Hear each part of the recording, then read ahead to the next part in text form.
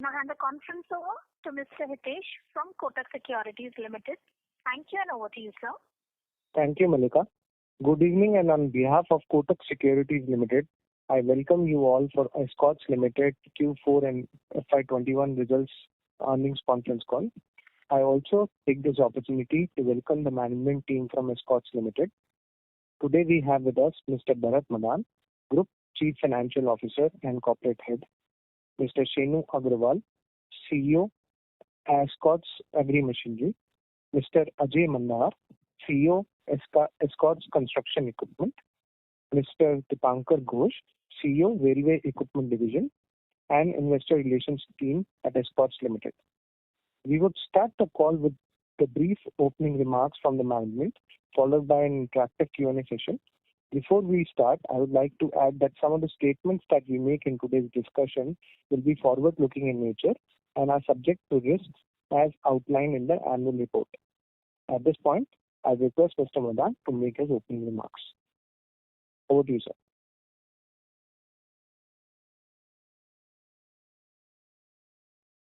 Thank you, Hitesh. Good evening, everyone, and thank you all for joining us on this earnings call for the fourth quarter and financial year ended 31st March 2021. The second wave of the COVID-19 in India is way more severe, and we are all affected by it in some way or the other. We trust during these unusual times, you and your family are well and safe. At Escorts, safety and health of our employees, the conference is now being recorded. For the business ecosystem is of utmost importance. The company is taking all measures in line with government advisories, including mass testing and vaccination drive to cover all its eligible employees.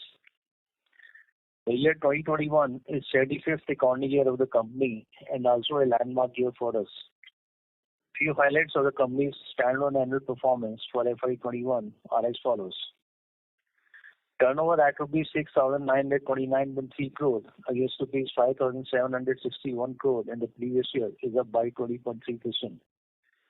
Tractor volumes up by 24.1% to 1,06,741 tractors as against 686,018 tractors during previous year.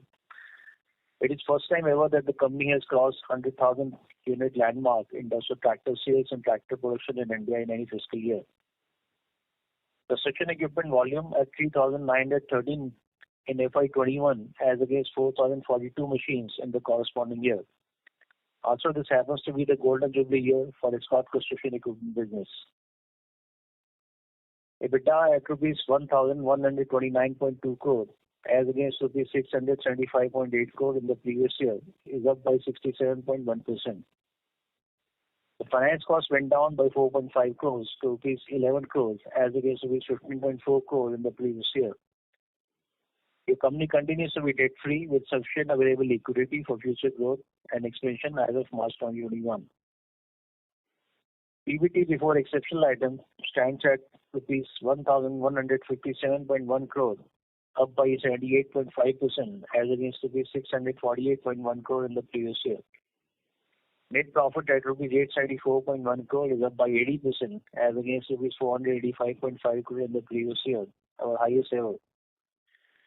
The board of directors have recommended the payment of final dividend of 50%, that is rupees 5 per equity shares. In addition, the board of directors have also recommended a one-time platinum jubilee year special dividend of 25%, that is rupees 2.5 per equity share to commemorate 75th financial year of this company. Thus, the total dividend for the year ended 31st March 2021 will be rupees 7.50 per equity share, which is 75% against rupees 2.50 per equity share, whereas 25% for the previous year ended 31st March 2020. Moving on to company's standalone quarterly performance for Q4 FY21. Turnover at rupees 2,210.5 crore is up by 60% as against rupees 1,380.7 crore in the previous year same quarter. Tractor volumes up by 62.1% to 32,588 tractors as against 20,108 tractors in the last year corresponding quarter, our highest ever quarterly volume so far. Construction equipment volume went up by 62.7% to 1,604 machines as against 986 machines in last year corresponding quarter. Again, our highest ever quarterly volume so far. EBITDA at rupees 344.7 crore, up by 77.3% as against rupees 194.4 crore in the last year corresponding quarter. Net profit for the quarter at rupees 271.3 crore is up by 93.2% as against rupees 140.4 crore in the last year corresponding quarter. Now on the consolidated business financial performance for FY21, the revenue from operation at 7,014.4 crore in the year ended March 2021 was up by 20.7% as against 5,810.1 crore in the year ended March 2020. Consolidated net profit recorded at 871.6 crore in the year ended March 21 was up by 85% as against a profit of 471.7 crore in the previous year. Consolidated EPS stands at rupees 92.15 as against rupees 55.04 in the previous year. Moving on to segmental business performance, starting with the agri machinery business. The domestic tractor industry volume in FY21 went up by 27% to 8.99 lakh tractors as compared to 7.09 lakh tractors in the previous fiscal. This is an all-time record for the tractor industry. All macroeconomic factors with crop production, crop prices, a good monsoon and availability of retail finance remain positive. This was further aided by a record crop procurement by the government last year. Despite a slowdown in the first 2 months of the year, huge pent-up demand surfaced post the lockdown period. Our domestic tractor volume went up by 24% at 1,848 tractors as against 82,252 tractors in the previous fiscal. This is the first time the company has crossed 1 lakh tractor sales unit in the domestic market. The company maintained lean inventory both at its own depots and at its dealerships. Because of this, and coupled by the fact that we faced huge supply chain issues in the first 8 months of the year, leading up to the peak sales season of Diwali, we lost market share during this period. However, after supply situation improved, we bounced back and achieved a market share of 12.8% in the last 4 months of the year. For the whole fiscal year, our domestic market share stood at 11.3% as against 11.6% in the previous fiscal. During the year, about 62% of our domestic sales came from above 40 HP tractors as against 51% in the previous fiscal. This resulted in significant model mix gains and is reflective of the success of our new products in the higher HP segment.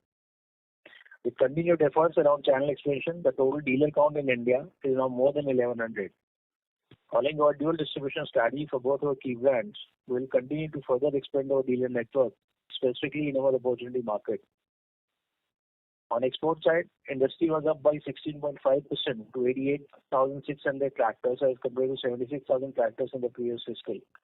Our export volumes went up by 30% to 4,893 tractors as against 3,766 tractors in the previous fiscal, driven by new product introduction and penetration in new markets.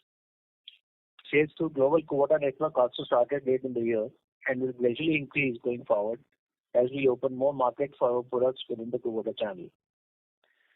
EBIT margin for the agri machinery business went up by 521 basis points to 18.2% as against 13% last year. This is record profitability for us in the agri business, aided by not just higher operating leverage and better product mix, but also our acute focus on cost efficiencies. Inflation remains a worry going forward as commodity prices are going through the roof. To partially neutralize the impact, we have taken 2 price increases lately, one in mid-November and another in the beginning of April this year. One more price increase is imminent in Q2 of this fiscal year. While such frequent price increases are unprecedented in our industry, we hope to recover the entire impact of inflation during the ongoing year. At the start of the year, the prospects of the tractor industry for FY22 were looking quite positive as all macroeconomic factors continue to stay strong, including prediction of a very good and timely monsoon again this year. The second wave of the pandemic, however, has proved to be dampener so far. At this time around, the pandemic has also affected the rural heartland of the country. We are watching the ongoing situation and believe that like last year, the industry may see a pent-up demand again this year as soon as the current conditions improve. Given that assumption, we still expect full year FY22 tractor industry to grow in mid-single digit. Coming to the construction equipment business, our served industry, backhoe loader, pick and carry cranes and compactors grew by 11% in FY21 over FY20. Crane industry remains flat year on year, but due to COVID-19 and cash flow issues in market, Pick and carry crane industry has shifted more towards price-sensitive hydro segment. Compactor industry grew by 10% and backhoe loader grew by approximately 15% year-on-year. Our total volumes, manufactured and traded products, went down by 3% to 3,913 machines, as against 4,042 machines in the previous fiscal. Segment revenue for the year came at 776.1 crore, as against 839.8 crore in the previous fiscal. During the year, we sold 58% of total cranes from hydro category, with lower margins as compared to previous fiscal when it was 47%. Despite volume drop and commodity inflation, we have been able to maintain EBIT margin at last year's level of 3.6%. Last year, industry saw good traction from September 2020 onwards, resulting in 34% growth in served industry during October 20 to March 21. Despite some supply-related challenges during same period, our volume grew by approximately 41% during October 20 to March 21. In April 2021, the industry was majorly impacted due to the massive surge in coronavirus infection all across the country, and currently, due to the shortage of certain critical items, including industrial oxygen, the production is also adversely affected. The situation is, however, likely to improve with accelerated vaccination program and other measures being adopted by the government in the near term. Given the government thrust on monetization through disinvestment and the huge projects under National Infrastructure Pipeline, we expect the industry to show stronger recovery going forward. For FY22, we expect construction equipment segment to grow in higher single digit and margins for the segment to improve further, led by our various operating matrices and cost control measures that we have spoken about many times in the past. Coming to the railway division, revenues at rupees 479 crores went marginally up as against rupees 477.2 crores in the previous year. During the year, we executed 59% of total orders from new product category with high import content and lower margins as compared to previous year when it was only 38%. EBIT margin for FY21 was at 16% as against 18% in previous year, impacted mainly due to product mix and one-off provision towards GST rate differential on orders executed after September 2019. Indian Railway is still not running its full operations due to unprecedented COVID-19 pandemic situation and has done revisions in the production plans affecting fresh orders tendering and order inflows. With government safety measures and vaccination drive picking up at fast pace, we expect that tendering process will get back to pre-COVID level by end of Q2 of current year. During the year, we made an entry into metro business by bagging contract for retrofitting work. Order book for this division as at end of March 21 stood at more than 340 crores, which is likely to be executed over the next 6 to 8 months. For FY22, we still expect railway equipment segment revenue to grow by lower double digit, and operating margins for the segment are likely to be maintained around 16 to 18% levels. I request the moderator to open the floor for Q&A session. Thank you very much. We will now begin the question and answer session. Anyone who wishes to ask a question may press star and 1 on the touchtone telephone. If you wish to remove yourself from the question queue, you may press star and 2. Participants are requested to use handsets while asking a question. Ladies and gentlemen, we will wait for a moment while the question queue assembles. The first question is from the line of Hitesh Goel. Please go ahead. Yeah. Thank you. This question is to Shenu. Hi. My question is related to how do you see the situation on the ground? I understand, the people may not be coming out and buying tractors. How is the sentiment on the ground with the various factors you described? Rabi crop being very good, crop prices also going up, and monsoon being normal. So, what percentage of tractor dealerships are open? What is the financing situation in tractors? And what is the on the ground situation? So, if you can give us some sense of that. Yeah, Hitesh, thank you for the question. Hitesh, you are right. All the macroeconomic factors are very, very positive, whether we talk about production or prices or monsoon or even government procurement, etc., and availability of finance. However, the on-ground situation is not very good right now, and it is very, very dynamic as well, right? So, on daily basis, the situation changes from geography to geography, but we are tightly kind of monitoring it and making sure that we can, serve the communities that need either repairs or services or even new equipment. But currently, roughly about two-thirds of our dealers are either closed or if they are open, they are open for limited hours, right? So that is basically the situation. So the focus right now is other than, conducting business, especially where people need us, customers need us. We are also focusing on the medium term right now by making sure that maximum staff at our dealerships get vaccinated as soon as possible. And we are also helping our dealer staff with a lot of initiatives where we can support them. So one thing is just the actual situation on the ground, which we are all aware of. But other thing is also this little bit of a fear psychosis that has penetrated into tier 2, tier 3 rural areas, right? So we are doing our best to see how soon we can come out of that. But the situation is dynamic right now. Just a follow-up here. So basically, there's a lot of concern in the investor community that if by June end, if this continues and normalization doesn't happen, one season actually goes away for farming, right?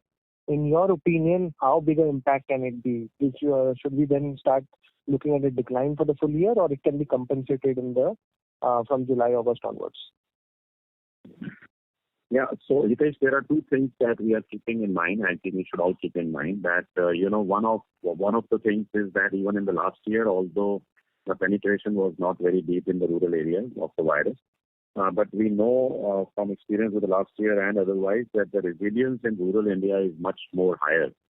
That is just the DNA of our country, right? So, and the other thing is that you are right that we are in a very, very critical phase this time of the year because last year the lockdown was primarily in March and April and early part of May, and then it started easing out.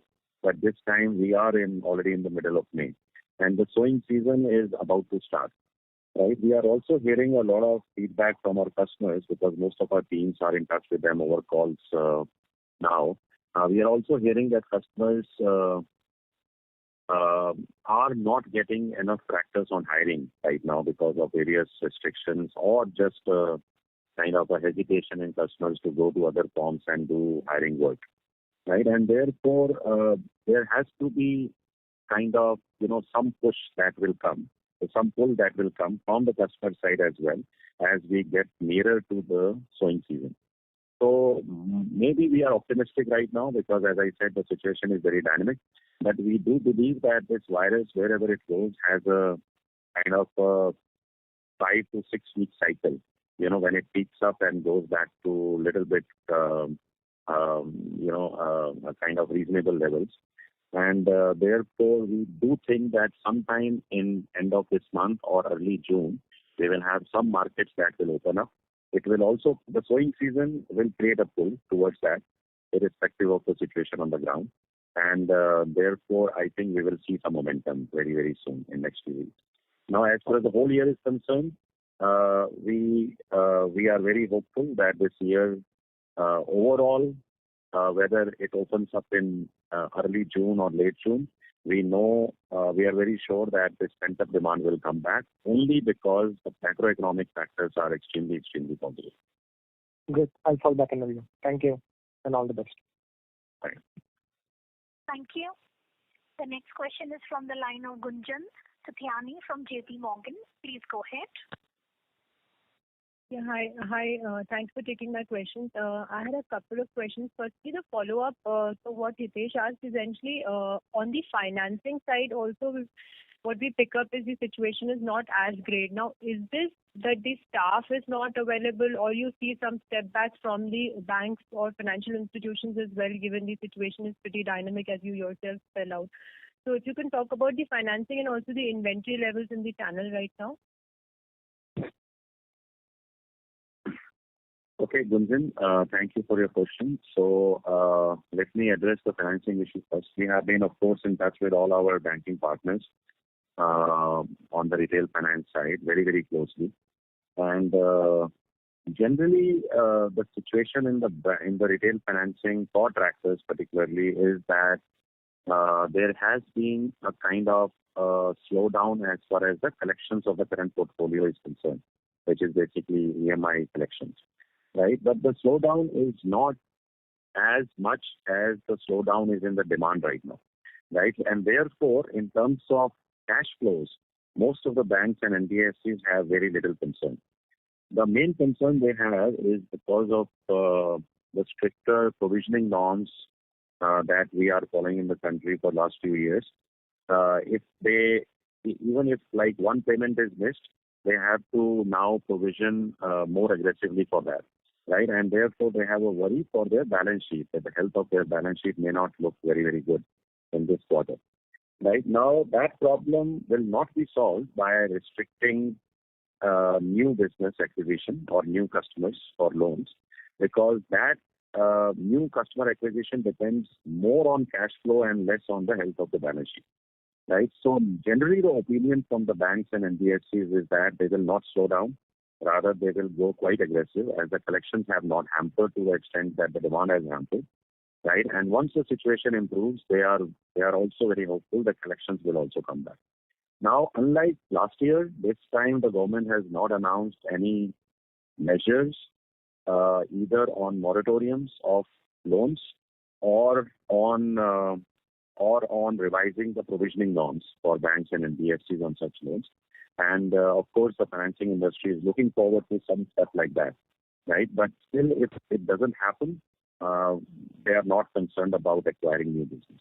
So from that point of view, the new demand should not get affected because of availability of retail finance. Although the balance sheet is still a concern in the minds of the bank. Okay, and channel in terms of, I think your other question was on inventory. So inventory right now is at a healthy level. I think at the industry level, the inventory is not either too high or not either too low, right? So there is sufficient inventory. So last time we had a problem when even customers started coming back after the lockdowns, most of the companies struggled with inventory issues. But this time we don't think that is going to be the problem. So whenever the customer is ready to buy, customer can move around. I think manufacturers would be ready to deliver. Is there any risk of it being high because we must have upstocked for the season, but clearly at least the showrooms are shut or there are very limited walk-ins. So is there any risk if you were to look at Feb-March numbers, if you can give some idea whether it is 5 weeks, 6 weeks, in what what levels it would be relative to Feb-March offtake? Yeah. So see, I wouldn't be able to comment on the industry stocks, but generally, I can tell you that because Q4 was a bumper Q4, as you have seen from the data, our data and industry data. So the stock situation is not. We don't have too much stock at the industry level also as of end of March, right? Now, of course, because of the slowdown in demand and lesser problems in the supply chain, most of the companies are continuing to produce in a hope that when the things turn better, then they should have enough stocks. So as far as dealer inventory is concerned, I don't think we are at abnormal levels. And as far as depots inventory or company inventory is concerned, of course, that inventory everybody is now increasing because the production is going at a certain level, which is higher than the demand that we are getting in the market. But that is not of a concern because this is a time to actually create that inventory just in case we will get some good demand in the following 2 months. Okay. So the second question from my side is on the margins. If you can, talk about what has been the cumulative commodity inflation that we've seen so far, and against that, what kind of price increases? You did mention 2 price increases, and if I'm not mistaken, around 3%. So what is the unabsorbed, cost headwind that that is there in the business? If you can give some sense on that. Yeah. So inflation is also extremely dynamic right now, and it is beyond our expectation, of course, and it is beyond the expectation of the industry. Right. So every quarter we hope that next quarter it will stabilize, but it has not done so since it started in late Q3 of last year, right? So we are just watching the situation on the ground, as to how much it will impact us in the following 2 quarters.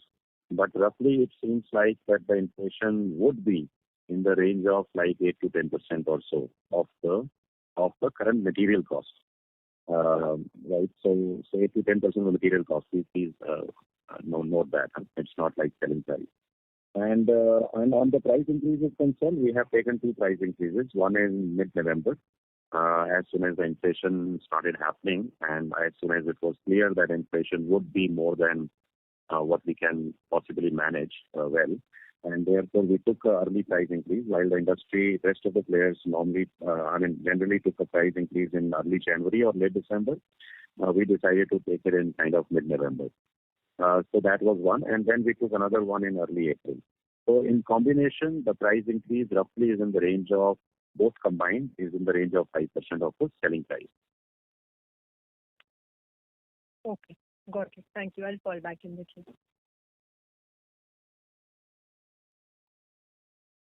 Thank you. Ladies and gentlemen, please limit your questions to 2 per participant. Should you have a follow-up question, we would request you to rejoin the queue. The next question is from the line of Mitul Shah from Reliance Securities. Please go ahead. Yeah, good evening, sir. Thank you for taking my question. Sir, I have a question on EBITDA margin for both the segments, tractor and construction equipment, wherein we reported all-time high volumes for the quarter.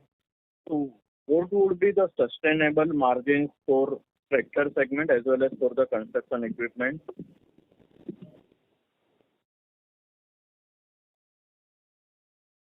Bharat, would you like to take that? Yeah, sure, Nitin. So I think as we indicated in our last call also, so we indicated 17-18% will be the new normal for the agri business. But obviously that is in the normal circumstances. So if you look at the situation today with the rising inflation, where obviously there's a difficulty in passing on 100% to the customer right now, looking at the demand scenario in the market. So that's going to be a bit of challenge, and that's what we've seen in the last quarter also, where the margin got affected almost by 250 to 300 basis points only because of the lag effect of the inflation. So even on a full year basis, we are hoping we'll be able to neutralize the entire thing. But obviously, since this will happen with the lag, this has an impact on the margin too. And if you are able to pass on 100% of the inflation to the market, that still impacts your margin by almost 150 basis points in a year. So yes, I think in the normal scenario, if you're talking about 17 to 18% of the margin, so with the inflation issue, maybe this can have an impact of about 150 to 200 basis points impact because of the lag effect setting in. Product mix was also quite favorable this time. So if that situation normalizes, still do you expect its margins to sustain? Yeah, if it's a normal situation, like we indicated last time, so then definitely we think the margin should sustain. The second question is on the construction equipment side. Sir, you guided for single-digit growth. So despite such a low base and as people are expecting strong uptick in construction activities in FY22, still do you expect single-digit growth on volume?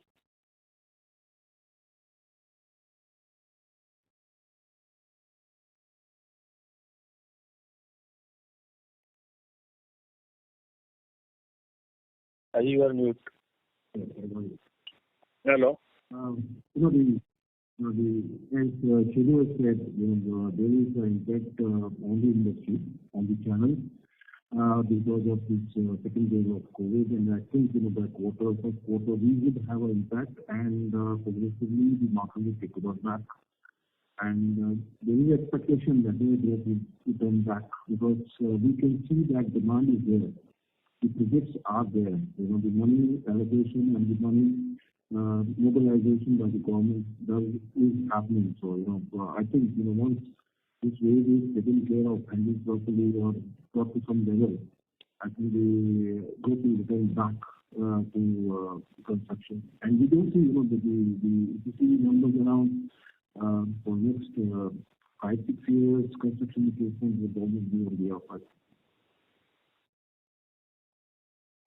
Yes, sir. Thanks. Lastly, sir, just to reconfirm, we are saying single-digit growth for tractor side also. And as you pointed out rightly, last year there was a inventory-related restocking, probably around 8 to 10% growth is because of the restocking, which is not the case this time in FY22, as right now already inventory is quite healthy, probably around 90 days plus in the system. So still, do you think in this situation single-digit growth is possible? So sorry, 90,000 plus inventory in the system. Yeah. So Mitul, I don't think, inventory really has a lot to do with this, because right now we are at a normal levels. I mean, if you just ignore last few weeks where some stocks have built up, yeah, but that is only for only hoping that some pent-up demand will come, and therefore people are getting ready. But if you look at the inventory levels on April 1 versus last year April 1, I mean, it is not a big significant difference, right? So I don't think that will play a big part this year. So we are still very hopeful that industry should at least touch last year level, or it should grow slightly, marginally in low single digits or mid single digits. Thank you, sir. Because see, we are basically relying on the structural situation of the market rather than the ongoing COVID-related situation, right? Because see, we think the momentum is there. We do understand that tractor is a cyclical market, and therefore a lot of people have spoken to us whether this is the year when we will see a downward trend. But we don't think this is the year. I mean, monsoon prediction is also very good. So I think this year should be a good year. Yes, sir. I agree. Thank you, sir. Thank you. The next question is from the line of Avinash Singh from Mashreq Capital. Please go ahead. Hello. Thank you for the opportunity, sir. So just wanted to check with you. On the balance sheet, this is just a bookkeeping question. On the balance sheet, I could see that there is an increase in investment accounted for using equity method. So it increased from last year 144.6 crores to 259.8 crores. So could you please tell me the reason where this investment has been made? Hello? Sorry to interrupt, Mr. Singh. So there is a disturbance coming from your line. Request you to mute your line while the management answers your question. Sure.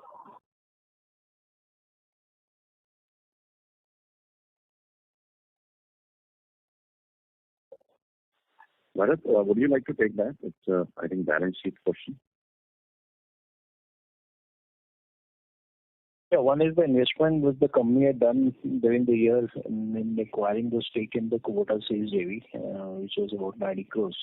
Is it that you're referring to? Or that's the only increase which has happened in this year in the investment side? I could see that there is an increase of almost 116 crores on the balance sheet. Yeah, so there are two JVs. So one is the investment we did in the Tridana JV during the year, and the 90 crores was the investment which we did in acquiring 40% stake in the Sales JV with Kubota. So these two investments have happened. 26 crores is the investment in Tridana, and 90 in the Kubota Sales JV. So these two investments have happened during the year. Thank you for the clarification, sir. And just wanted to ask you, in addition, sir, you have a healthy balance sheet right now. So how you are planning to utilize the cash which is there on your balance sheet? Is there any plans company has in place to utilize?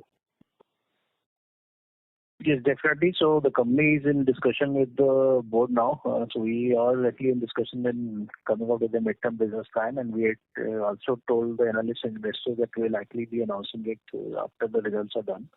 So just wait for a month. So we expect maybe May, end of maybe in the middle of June, we should be announcing that also to the investors community. It's a work in process right now with the board members.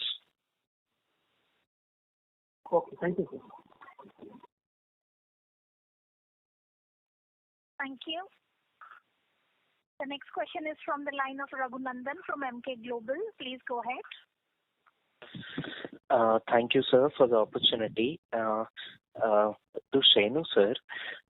Sir, trying to understand the demand drivers for tractors, can you throw some color on what are your expectations for government subsidy and demand from non-agri segment for FY22?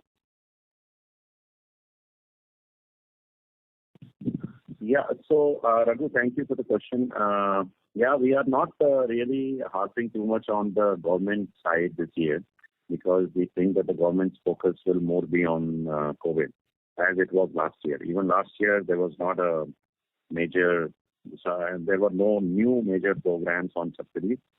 There were some ongoing things that will continue to happen even this year. But we don't think there will be a significant portion of industry that will be catered to government-led subsidy business. On the commercial side, non-agri side, of course,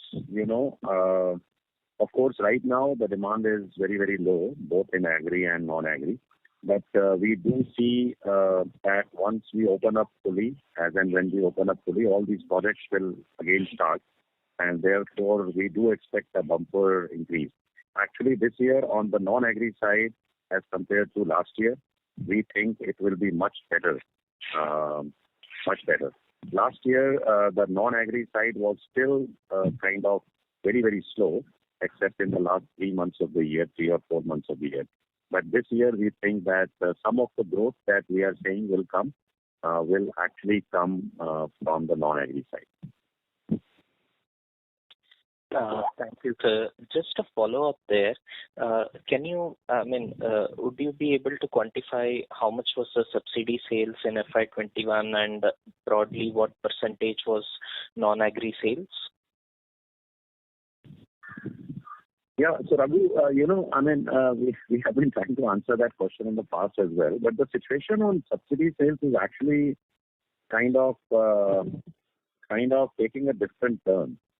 So most of the states now, the way they are making out their subsidy policies is that they are giving subsidies directly to the customers, right? And they are giving it not just at the time of the purchase, but they are even giving subsidies after the purchase, right? And therefore, it is becoming very, very difficult to actually put the right number as to what percentage of customers or what percentage of industry is getting the subsidy sales. We do get overall numbers because we know when some scheme is launched, for example, let us say a scheme is launched in Gujarat, we know what is the outlay on that scheme, right? But we no longer can really tell you specifically that at the time of sale of the tractor, whether there was subsidy involved or not, right? So most of those states are going to a lottery system, which is actually much better system because it is much more transparent and the subsidy goes directly to the customer rather than, to the manufacturer or to an intermediary. So, yeah. But I think, having said that, we don't think last year the subsidy sales was in excess of 50,000 units. And this is a ballpark estimate. Thank you, sir. And non-agri, how do you see the share in FY21 and what could it be in FY22? So I think FY20, normally the non-agri share, again, I have to give you ballpark figures because it's very, very difficult to quantify specifically how much is it. But I think normally the non-agri component has reached roughly about 30 to 35%. But I think last year it was not that much. I think this year it would get back to the same levels. Because again, like I explained, last year, the first 8 or 9 months, the non-agri sale was quite slow and agri sales had grown quite a bit. But this year, that equation might change back to a situation where non-agri sales actually may grow higher than agri sales. Thank you, sir. That was helpful. On the HP mix, over 60% of volumes came from above 40 HP segment for Escorts. Do you expect mix to remain skewed towards higher HP products? Or do you think there can be some reversal this year? Yeah, so Raghu, there would be some reversal, as I think we had explained in our earlier calls also, that one of the main reasons, not just for Escorts, but also for the industry, although Escorts did better than industry in higher HP sales. Yeah, but there was a momentum towards higher HP sales, lot of momentum in higher HP sales last year at the industry level. And one of the reasons for that was that, as I explained, agri sales, the growth in agri sales was much higher than the growth in non-agri sales. And normally in agri sales, customers have more and more tendency now to go with higher HP. And non-agri sales, although non-agri sales is also finding applications in higher HP, but largely it is a phenomena which is driven by lower HP. Right? But this year, if non-agri sales is going to show us higher growth, that will also mean that the sales of high HP tractors in relation to the lower HP tractors may be lesser than last year.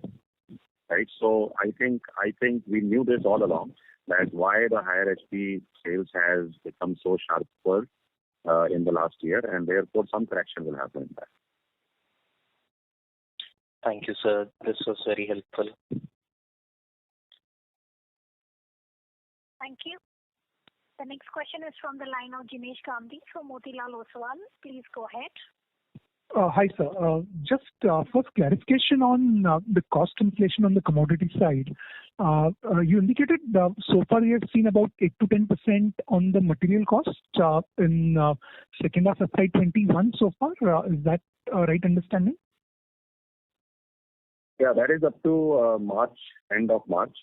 Right now, as I explained, that the situation is very, very dynamic. Every day we are seeing requests from our suppliers to give them a hike, largely led by steel and rubber and some other components. So I can't give you a number right now. We are still kind of in negotiating with the suppliers as to what would be the impact of Q1 in this year. Right now, the number that I gave you, 8 to 10%, is up to 31st March. Understood. But clearly there will be furthermore headwinds in first half of FY22 given where key commodity prices are. Would that be a fair assessment? Yeah, for Q1, for sure, there would be substantial inflation that we will face in Q1. As I said, I can't give you a number again because we are still kind of negotiating as to what would be the timing of that and what would be the quantum of that. Right. So in some cases we have to do it retroactively also, which means we have to give some hikes from April 1 also. So that situation will get clearer in next few days. And there is some chance that this will continue to July and August also. That is what we can indicate right now. Understood. And second question pertains to the sales to Kubota network. So can you throw some light on what has been run rate since we started it? Which other markets are we addressing so far, and what should we expect there? And secondly, on the Kubota JV, the plant which has started, any update on that with respect to how it is doing and from when we can expect supplies to us coming through? Yeah. So as far as our exports to Kubota channel is concerned, we just started, like in the last quarter of the previous year, and there was a very insignificant small volume that we started with. We have opened up about 4 markets with Kubota channel so far, and some initial shipments have started going in all these 4 markets. Right, so we are waiting for the market response, and once we see the market response, then we will ramp up our volumes to these markets. In the current year, also we are going to open up more markets in Kubota channel, of course, progressively, right? And therefore, this year we will see some good volume from Kubota channel. But I think the real build-up will start happening from next year onwards in terms of volumes. Right. So this year, just scaling up in the existing markets that we have already opened up and opening up new markets, more markets for test marketing. And then next year, I think we should see some good ramp-up. Sure. And then this we would be selling the Kubota brand. Yeah, all the exports that we are making through Kubota channel are in e-Kubota brand. Sure. And as far as the JV production facility is concerned, it is running very, very smoothly. And we are increasing production every month there. As you would imagine, it takes some time to ramp up production. So in last fiscal year, I think we produced more than 5,000, close to 5,400 tractors in that factory. And yeah, every month the production will now keep on increasing as Kubota brand demand goes up in the country, as well as this year we will also start producing some of the Escorts tractors in that JV factory. Right. Okay. And lastly, guidance on CapEx for FY22? I'm sorry, can you repeat that? CapEx for FY22. Yeah, Bharat, please. Yeah, this is going to be, I think, close to somewhere around 300 to 325 crores for this year. But this is a lot of spillover from last year where there was a COVID situation, so the spends did not happen. So there was spillover on the capacity also, which is coming in this year now. So cash flow wise, you can take it will be around 300 to 325 crores. Right. And this would add what kind of capacity and which areas other than capacity we are investing in? So capacity, we said the in-house capacity we are intending to increase from 120,000 to 150,000, and then 30,000 capacity will come from the Kubota JV units. So about 180, 190,000 sort of capacity should come in place, by September. Okay, got it. Great, thanks. All the best. Thank you. The next question is from the line of Kapil Singh from Nomura. Please go ahead. Yeah, hi, sir. So you mentioned that the non-agri component is usually 30 to 35%, but last year it was lower. Can you quantify in what range it would be in FY21? Yeah, Kapil, I can only give you like a ballpark number again. So let us say if the normal is 30 to 35, I think in FY21 it would have been close to 25 to 30. Okay. And how do you track this, sir? Yeah, so that is why, we give you a ballpark number, because at the time of the customer buying the tractor, we do qualify the customer as to kind of what applications they will use. But that does not really mean that the customer is going to use it for that application only, right? So what we really figure out is the decision criteria of the customer, right? Whether the customer is buying a tractor predominantly for agri use or for non-agri use. And based on that information, we can kind of quantify a ballpark number, right? But you know that mixed use in India is going higher and higher. A lot of customers, when they have no use of tractors, they do use it for agri or for non-agri purposes, right? And therefore, a fine number is difficult to track. But yes, we know like the primary reason why a customer is buying the tractor in the first place. Okay, this is quite helpful. And can you also talk about current situation on the ground in terms of what percentage of dealerships are open and currently compared to your normal levels, where are the retail trends? I know we cannot extrapolate this, but just to understand where are we today. Yeah, so as far as number of dealerships are concerned, I answered that. So roughly about 2/3 of our dealerships are either closed or are open for limited hours, right? So sometimes they would be allowed to open like in the morning 8 to 12 or 8 to 1, and sometimes they would be allowed to be open in the afternoons, right? So it is different in different cities. It's different in different districts. It is a very, very dynamic situation, although we are monitoring it on a daily basis. But it's very, very dynamic. So what I'm telling you today might not be true 3 days later. Yeah, so just please keep that in mind. Now, as far as the retail takeoff is concerned, that situation is also very, very dynamic. And therefore, I would avoid giving you a number there, because some days are good days and some days are bad days and some days are real bad days, right? So please trust me that the reason I'm not giving you a number is because the situation is very dynamic. right? Yeah, but as we said, as the ground situation improves, we might see a lot of customers coming back, a lot of dealerships getting open, and a lot of dealership staff start visiting the villages again, right? So let us just hope for the best. I mean, I'm very clear that this will turn around very, very quickly. The only thing that I can't tell you right now with confidence is when will that happen.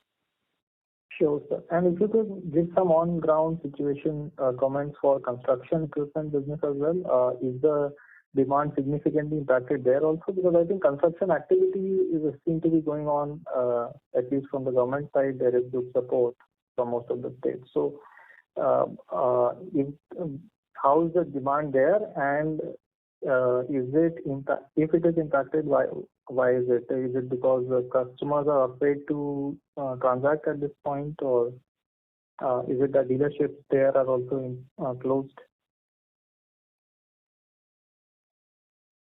I think this is a very good news.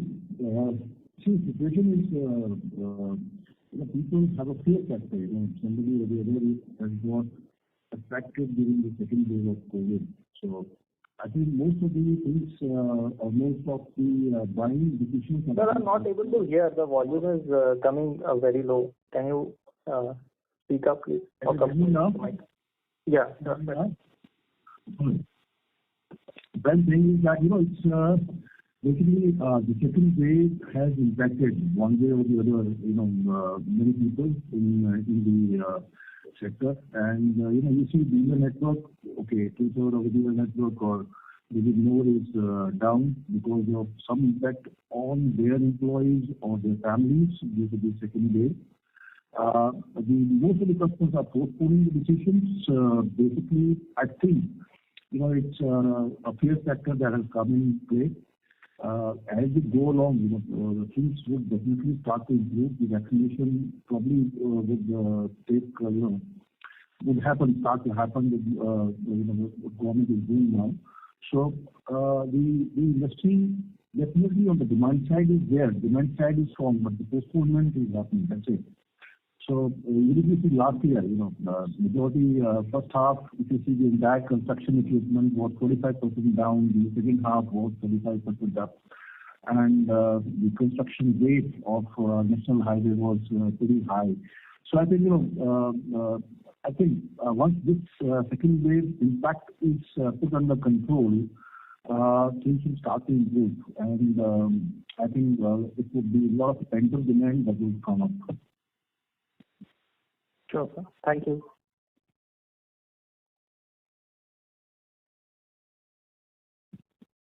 Thank you. Ladies and gentlemen, please limit your questions to one per participant. Should you have a follow-up question, I would request you to rejoin the queue. The next question is from the line of Mukesh Saraf from Spark Capital. Please go ahead. Yes, good evening, and thanks for the opportunity. Firstly, on the exports again, I remember last quarter you were mentioning that the order book was really strong, but production was the issue because domestic obviously was doing very well. This time around, the commentary is not as strong on exports. So is there any kind of a delay in some of those orders that we had, on exports? Yeah, Mukesh, thank you for your question. On the exports front, we have been kind of carrying a backlog, although we did much better numbers in FY21 as compared to FY20. But we are carrying kind of a backlog in terms of fulfilling the orders. Now that backlog, although has reduced a little bit in Q4 and in April, but we are still carrying a backlog, a significant backlog. Now, if the domestic situation remains dull for another few weeks, I think we will focus on fulfilling those exports orders, and we should be able to eliminate all that backlog hopefully by end of June, right? So we will just continue to see and balance depending on those demand from exports and domestic. Right, understood. And just one more question on the financials. You see that there is a loss from associates this time around. Last quarter it was a 6 crore profit. So any kind of a sense on that as to why it has turned into a loss this quarter?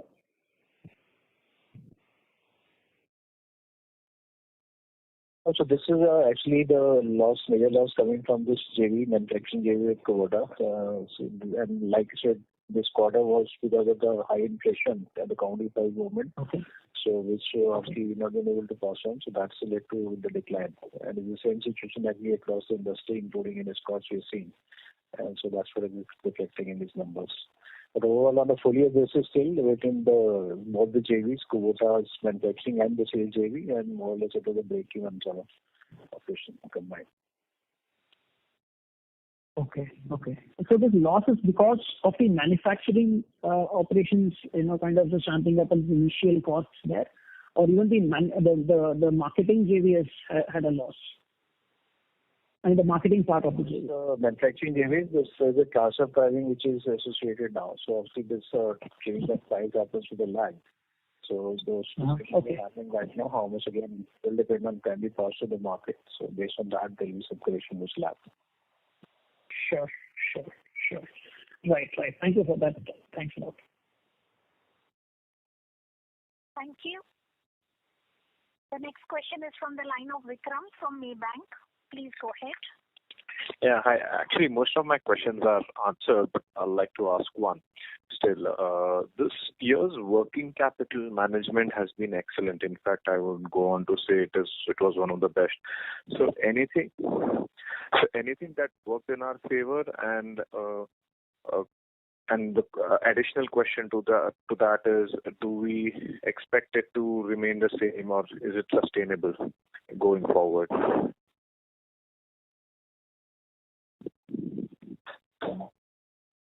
So two key reasons for that. So one, obviously, seeing the rural cash flow last year had been quite good and strong. So obviously that led to the lower dependence on credit even from the channel partner side, and the financial availability also has been quite good on the retail side. So that led to good turnaround of the capital. And secondly, on the commercial policy wise, because of this season, I think we were shifting more to cash and carry than allowing more credit to the dealers. So I think both these factors are responsible for a better management of working capital in this year. Now, whether this will sustain in future, again, I think depends on the demand scenario. The last time it was very unprecedented demand which you saw after the lockdown opened, and the procurement from government were extensive, and the cash ready was very good. So this year, the sentiment-wise looks positive. Even now, the crop output is good. The procurement is also going to be very good from the government side, so far whatever we've seen. So cash availability will be there. So definitely we expect the same momentum should continue even in this year. Okay, thank you. Thank you. The next question is from the line of Aditya Makharia from HDFC. Please go ahead. Yeah, hi sir. Just had a more medium-term question. You have said that you expect longer term, tractor sales to be in the 1.2 to 1.5 million range, maybe by 2030. So where do you see us in terms of penetration levels, and if you could just give some thoughts as to how you will see the industry evolve?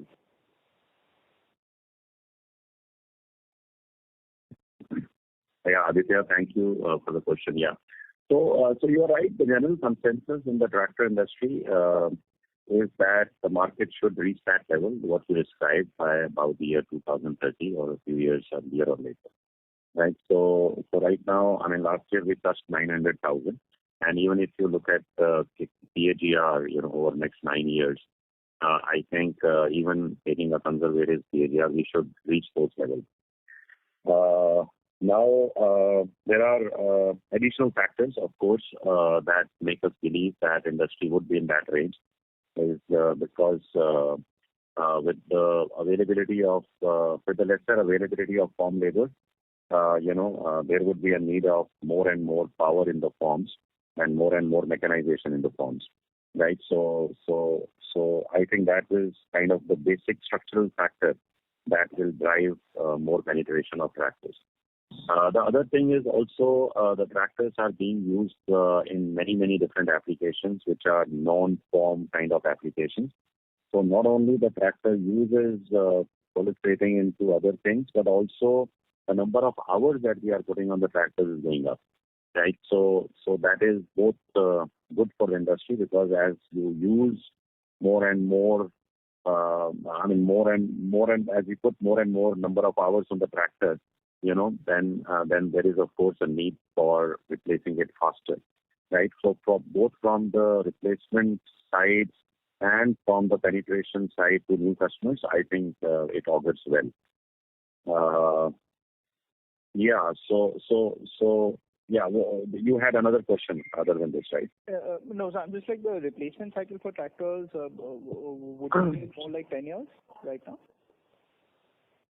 No, it's very, very different in different markets. In some of the more developed markets or saturated markets, the replacement cycle is as low as 3 to 4 years, right? And in some markets which are not yet saturated, or they do not have enough use of tractor right now, because of traditional methods of agriculture, the replacement cycle could be like kind of 10 to 12 years. So on an average, we would say about 7 to 8 years currently in the country. Got it. And just a last question, in terms of penetration, it's fair to say the southern states are lesser penetrated, because I guess north there is a lot of government focus and impetus as well. Yeah, that is right. So southern states are towards the bottom part of the penetration, right? So in the long run, we would expect more and more demand coming from the south. But south is not only one region, but there are other regions in the country where penetration is quite low as compared to some other regions, right? So yeah, other than like a few states where we think it is like the replacement demand has already reached 70-80%, all other states actually are at well below 30 to 40% in replacement demand. Okay, got it. Thank you. Thank you. The next question is from the line of Ashish Jain from Macquarie. Please go ahead. Hi, sir. Good evening. Sir, my question, again pertains to your strategy for Southwest market. Like you alluded that's where you see medium-term growth being pretty strong and our current penetration and market share is pretty low in those markets. So, can you share it from a 2-3 year perspective, where do we see our market share going there, and what are we actually planning to achieve that? Yeah. So Aditya, Ashish, sorry, thank you for your question. And we have made considerable progress as far as our market share is concerned in all the states of the south. And that is on account of basically two things. One is that we are making, now we have in our fold more and more products that cater to the southern kind of applications. And also we are doing some very, very innovative market penetration into the south. We are constructing some very, very unique different models in the south and trying to scale those up now. So on both these factors, because of both these factors, we are very hopeful that in south our market share will increase going forward as well. Now another thing is that in south right now we are only a one brand company, which means that we only sell PowerTrack branded tractors. At the right time in the future, we will also open up our Comtrack brand, which is actually more of an application-led brand, right? Which is more suitable for the south. We are making some investments for that product line also for the southern market. And as soon as we have those products ready, we will also launch we'll also launch this brand in the south. So that would add another layer of opportunity for us in the south.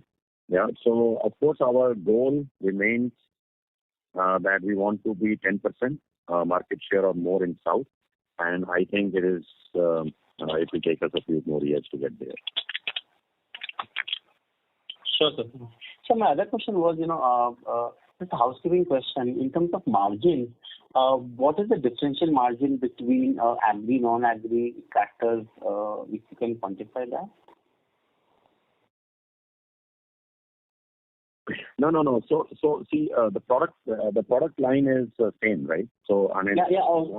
I mean high horsepower and low horsepower. Yeah.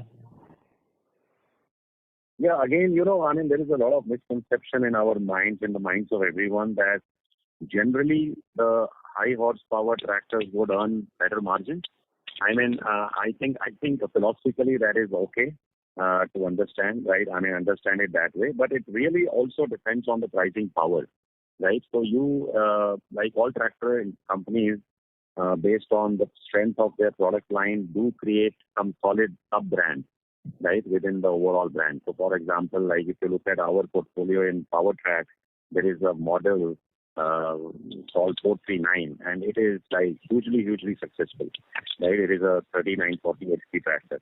Now that gives us a lot of pricing power for that particular segment or that particular that particular product in some of these markets where it is like highly valued, right? So it is not necessary that every time in every state with every company you will have higher margins for higher HP tractors as compared to lower HP.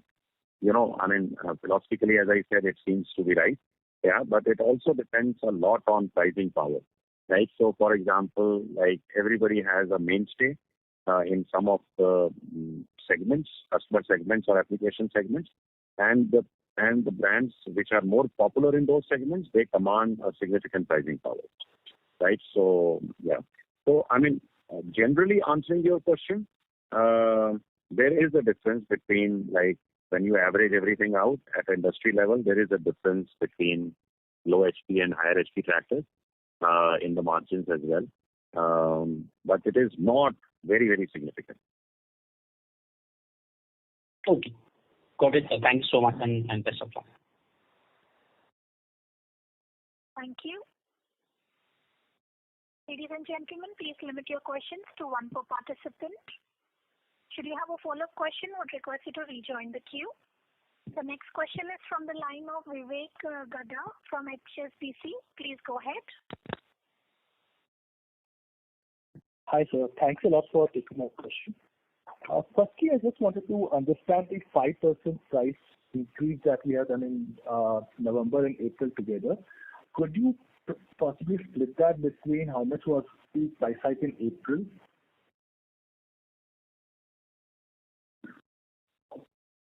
Sorry, can you repeat that question, please? I just wanted to understand the price hike that we took. How much was the hike in April? Yes, that's right. Yeah, so April was roughly slightly under 3%, and the balance was in November. Got it. And the imminent price hike that we are expecting in second quarter would be largely to get to the 17 to 18% margin band in second half of the FY20. Is that understanding correct? Sorry, you have to repeat that. There was some noise. Can you repeat that, please? Breaking, sir. I would request you to move to a better reception area and then ask your question, sir. Hi, am I audible now? Yes, sir, you may go ahead.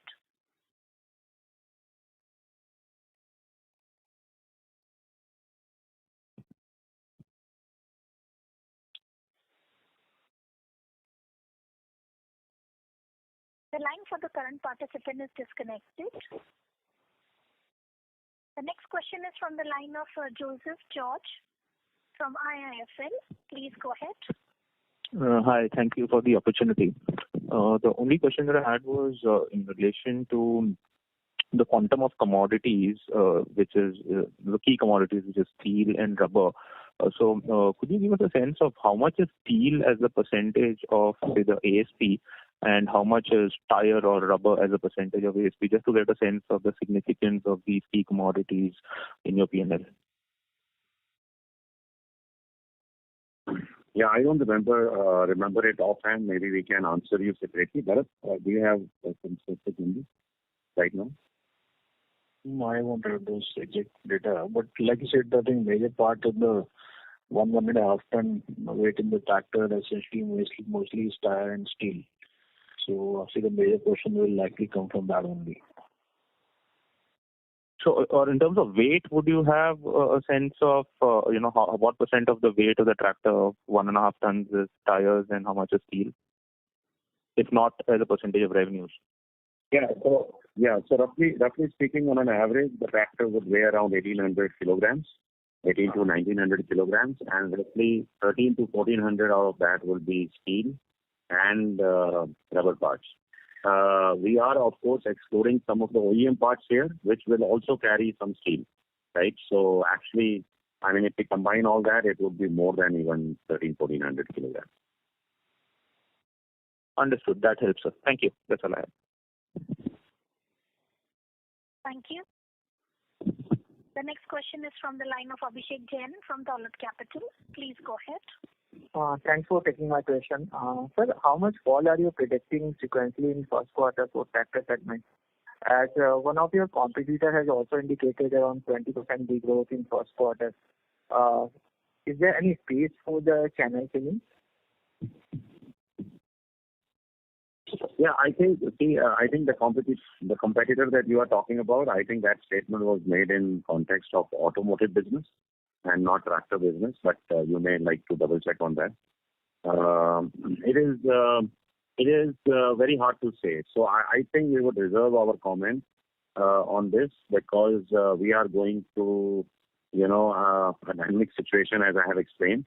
We are hoping that things will turn around, and we are hoping that the sowing season will create a lot of pull, right? Because there is no way the country or the farmer can miss the sowing season.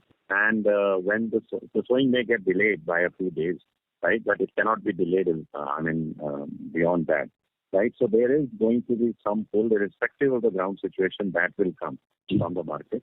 But let's hold on to this for a few more days. Okay. So my last question is related to the growth in southern and the western India for FY21. So that was a significant. So what are the key factors which are driving your growth in these regions for Escorts? Can you throw some light on your dealership expansion in these regions? You are asking this in reference to Escorts growth? Yeah. Only for Escorts, because we have seen a significant growth in southern and western India in FY21. Yeah, I think this is going to continue because it just depends. It's only because our opportunity is much better there, right? So in the markets where we are already at 13 to 15 or 17% market share, the headroom for growing further is still limited, right? But in the markets where we are 2, 3, 4% or had been 2, 3, 4% in the past, the opportunity to grow is immense. So we have been saying for the last 2, 3 years that, we will grow in these markets because there is a higher potential or a higher opportunity for us to grow. And it will take some time because it is a kind of a journey, in terms of product development, the right placement of the products and coming up with the right channel. And, so that is an ongoing thing. What we have seen in the past is actually we are hoping that we will do better than that in terms of the track record or the growth trajectory, because a lot of things are now getting into shape. Earlier, like we were still kind of, we had issues here or there. We did not have a complete product line. We did not have a complete channel, etc. Right? So that distance we have now covered. I am not saying that we have done everything. Even now, there are a lot of things that are in the pipeline. But the growth in south and west will continue to happen, sir. Thanks. Thank you. The next question is from the line of Rahul Ranade from Goldman Sachs. Please go ahead. Yeah. Hi, sir. Thanks for the opportunity. Just a question on the agri segment margins, where you mentioned that, a more sustainable level of margins now will be around the 17-18%, barring some lead lags for RM. Just wanted to get a sense of what is giving us the confidence of, kind of sustainably setting, a higher level of margins, going ahead from here on.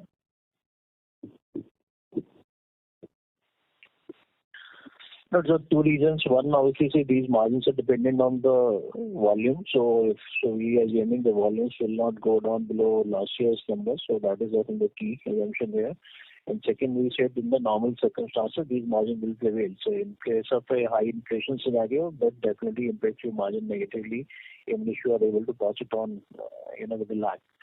Otherwise, the reason why we get this confidence in normal circumstances is because the company has been working towards improving the margin and including on the cost efficiencies improving the material cost and improving the product mix. I think those are the initiatives what company has been taking for number of years now, which has now started giving fruit. So if the other assumptions hold good in terms of maintaining those volumes and in a normal condition, not leading to this inflationary scenario, do you think these margins which we're talking about are sustainable? Okay. And these are segment margins, that is at EBIT level, right? Yeah, that's right. It's a segment margin only for tractor business. Yeah. All right. Yeah. Thanks.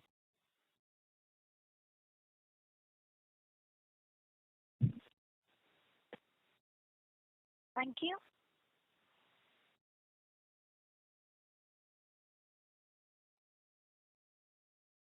Ladies and gentlemen, this was the last question for today. I would now like to hand the conference over to the management for closing comments.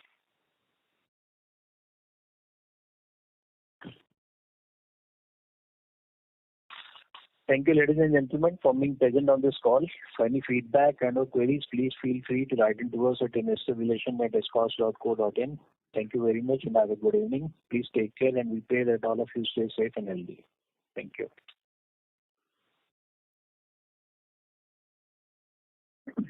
Thank you, everyone. Bye. Thank you. Thank you. Thank you. Goodbye. On behalf of Kotak Securities Limited, that concludes this conference. Thank you for joining us, and you may now disconnect your lines.